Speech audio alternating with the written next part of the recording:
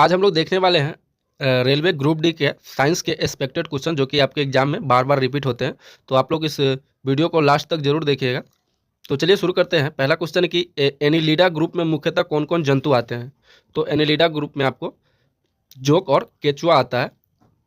अगला है कि ऑर्थोपेडा ग्रुप में मुख्यतः कौन कौन जंतु आते हैं। तो ऑर्थोपेडा में आपका तेलचट्टा हो गया, मच्छर, खटमल और मक्खी आता है।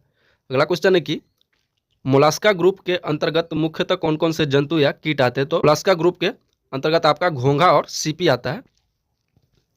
अगला है कि एकाइनोमेटा संघ के अंतर्गत मुख्यतः कौन कौन से जंतु आते हैं। तो इसमें आते हैं आपका ताड़ा हो गया, मछली हो गया और ब्रिटिल स्टार हो गया। अगला क्वेश्चन कि मनुष्य का पाचन क्रिया का प्रारंभ कहाँ से होता है। तो मनुष्य का पाचन क्रिया का प्रारंभ आपका मुख से होता है। अगला क्वेश्चन है कि शिराएं द्वारा कौन सा रक्त प्रवाहित होता है। तो ये होता है अशुद्ध रक्त। धमनी द्वारा कौन सा रक्त प्रवाहित होता है। तो ये होता है आपका शुद्ध रक्त। कौन सा विटामिन जल में घुलनशील है। तो इसमें आपका विटामिन बी और विटामिन सी आपका घुलनशील होता है। अगला कि सोडियम का कार्य क्या है। तो सोडियम का कार्य होता है कि यह रक्त दाब को नियंत्रित करने में सहायक होता है तथा जल का संतुलन बनाए रखना होता है। अगला है कि पोटेशियम का कार्य क्या होता है। तो पोटेशियम का कार्य होता है कि यह हृदय की धड़कन एवं नाड़ी संस्था के कार्यों को संचालित करता है। अगला है कि ग्लूकोज बिना ऑक्सीजन की उपस्थिति में मांसपेशियों में प्रतिक्रिया कर क्या बनाता है। तो ये आपका लैक्टिक अम्ल बनाता है। अगला है कि ग्लूकोज बिना ऑक्सीजन की उपस्थिति में बैक्टीरिया या यीस्ट से प्रतिक्रिया करके क्या बनाता है। तो ये आपका कार्बन डाइऑक्साइड और जल का निर्माण करता है।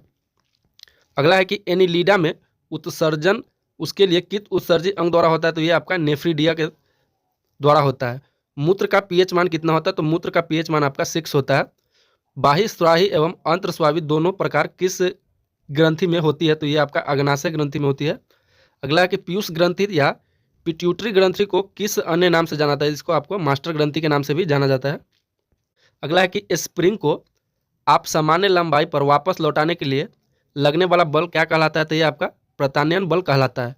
पौधे के लिए सबसे अच्छा उर्वरक कौन है। तो पौधे के लिए सबसे अच्छा उर्वरक कंपोस्ट है। पेट्रोलियम किस प्रकार की चट्टानों में पाया जाता है। तो पेट्रोलियम आपका अवसादी चट्टानों में पाया जाता है।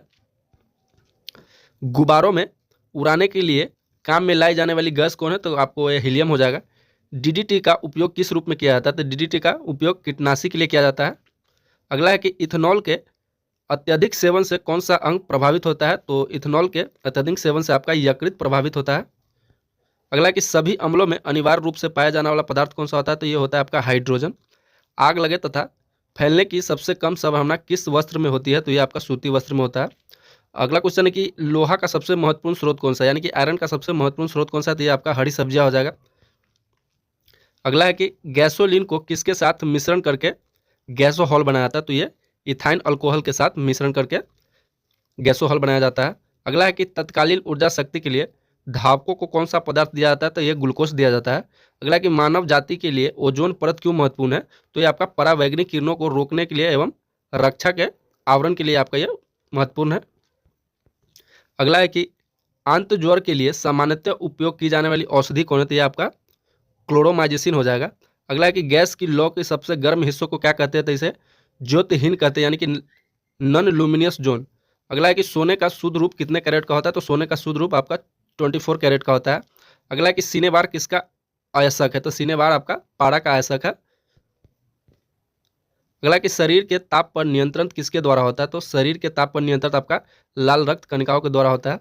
अगला कि कनेरुक दंड में कितनी हड्डियां होती है। तो इसमें आपका 33 हड्डियां होता है। अगला है कि बीसीसी का पूरा नाम क्या है।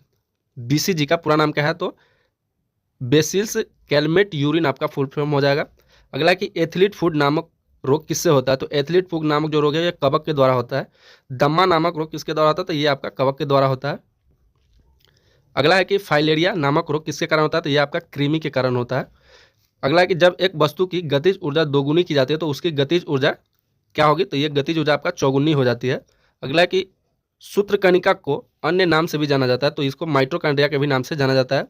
अगला है कि वट वृक्ष पादपों को किस वर्ग में आता है। तो ये आपका आवृत बीजी में आता है। अगला है कि फ्लेम ऑफ द फॉरेस्ट यानी कि वन की ज्वाला का अर्थ क्या है। तो ऐसे पेड़ों से भरा वन जो पतझड़ में फूलते हैं और लाल फूल बिखरते हैं। अगला है कि पेनिसिलिन किसके द्वारा बनाया जाता है। तो पेनिसिलिन आपका कवक के द्वारा बनाया जाता है। अगला है कि लाइकेन के दो जीवधारियों का सहजीवी सहचार्य समझा जाता है और वो दो जीव कौन कौन होते हैं। तो ये आपका एक शैवाल और एक कवक होता है। अगला है कि आमतौर पर विश्लेषित वृद्धि माध्यम और बेकरी में काम में लाया जाने वाला एगार किससे प्राप्त होता है? तो ये आपका शैवाल से प्राप्त होता है। अगला है कि लौंग किससे प्राप्त होता है? तो लौंग आपका पुष्पकली से प्राप्त होता है। अगला है कि अग्नाशय या उपवास की लंबी अवधि के दौरान शरीर में अस्कार्बनीय प्रवृत्ति में पारा शर्करा ग्लूकोज यानी कि मधुजन बनने की विधि क्या क्या नाम है? तो ये आपका ग्लूकोवन जनन हो जाएगा। अगला है कि सभी जीवधारियों में पाया जाने वाला कौन सा यौगिक है जिसमें भरपूर मात्रा में फास्फोरस पाया जाता है? तो ये आपका न्यूक्लिक अम्ल हो जाएगा। अगला है कि भारत में केंद्रीय धान अनुसंधान केंद्र कहाँ है? तो ये आपका उड़ीसा के कटक में है। अगला कि किस वैज्ञानिक को प्रकाश संश्लेषण पर कार्य करने के लिए नोबेल पुरस्कार मिला? तो ये आपको मेल्विन केल्विन को मिला है। अगला कि किस पदार्थ के संचय में मांसपेशियों में थकावट पैदा होता है? तो ये आपका लैक्टिक के कारण होता है। अगला कि किन रुधिर कोशिकाओं की मदद से रोगों के प्रति प्रतिरोध पैदा होता है? तो ये आपका हो जाएगा लुसिकानु यानी कि लिम्फोसाइट भी आप इसको कह सकते हैं। तो बताएं दोस्तों कि आज का क्लास आपको कैसा लगा। अगर अच्छा लगा हो तो वीडियो को लाइक कीजिएगा और इसका पीडीएफ पाने के लिए आप हमारे टेलीग्राम और व्हाट्सएप चैनल से जरूर जुड़िएगा।